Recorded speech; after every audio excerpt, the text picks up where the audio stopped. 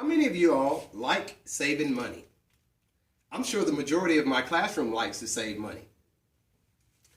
I'm here to tell you how you can save money by learning to change your own automobile engine oil. Imagine this. You're on the way to school, the lights begin to flash on your dashboard, your temperature hand rises, next thing you know your car overheats and shuts off. You get out, pop the hood. Upon further inspection, you realize that the part-time Quickie Lube guy forgot to put your oil cap back on. Now you've got oil everywhere and your motor is ruined. That $59.99 oil change just turned into a year's worth of tuition. ASE certified Keith Wilson points out in his All You Need to Know guide that you can drastically reduce the chances of this ever happening to you by simply learning how to change your own oil. Once you have purchased the correct oil and oil filter from your local auto parts store, you will be ready to start the first step in changing your oil. You have only invested roughly $20 in oil and oil filter at this time. Step 1 to changing your old oil.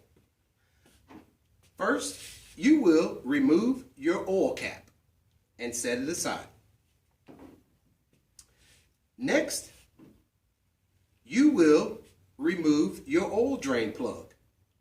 And what the professional mechanic, Mac the Mechanic, always uses as his slogan, whenever installing or removing, remember, righty-tighty, lefty-loosey.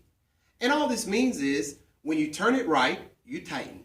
When you turn it left, you loosen. So we'll turn this left, loosen, and remove and set aside. You'll then allow the oil to drain into your drain pan.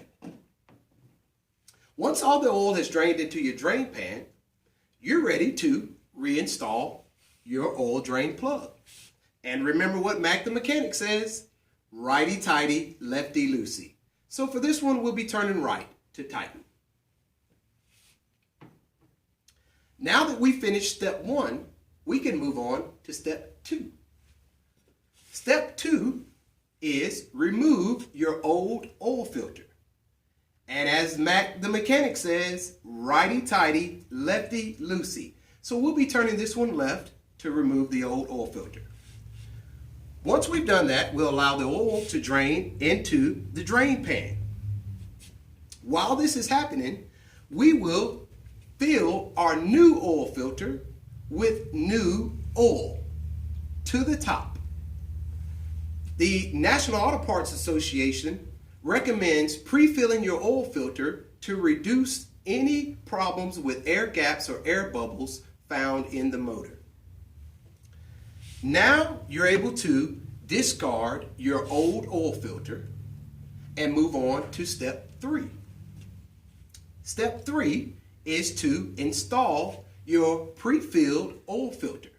And remember what Mac the Mechanic says, righty-tighty, lefty-loosey. So what we'll be doing is turning this one to the right to tighten.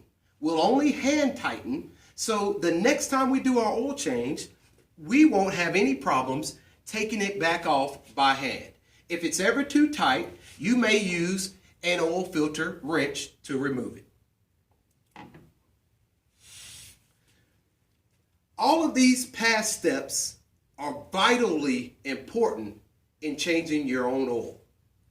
But this 4th and final step is no less important. The 4th and final step is we will pour our oil back into the engine. The new oil goes in the hole where we removed our oil cap from in step 1.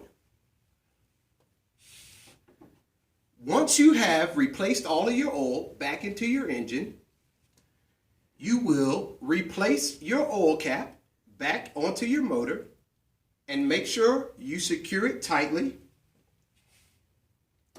You will confirm the level of your oil is proper by checking your dipstick and ensuring that the oil line is between the 2 dots on your dipstick.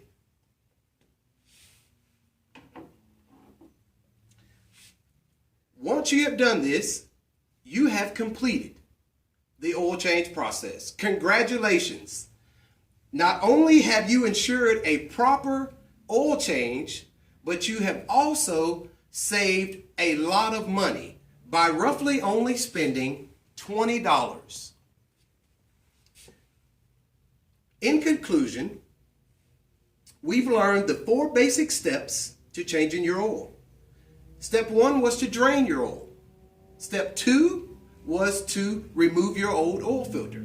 Step 3 was to reinstall your new oil filter.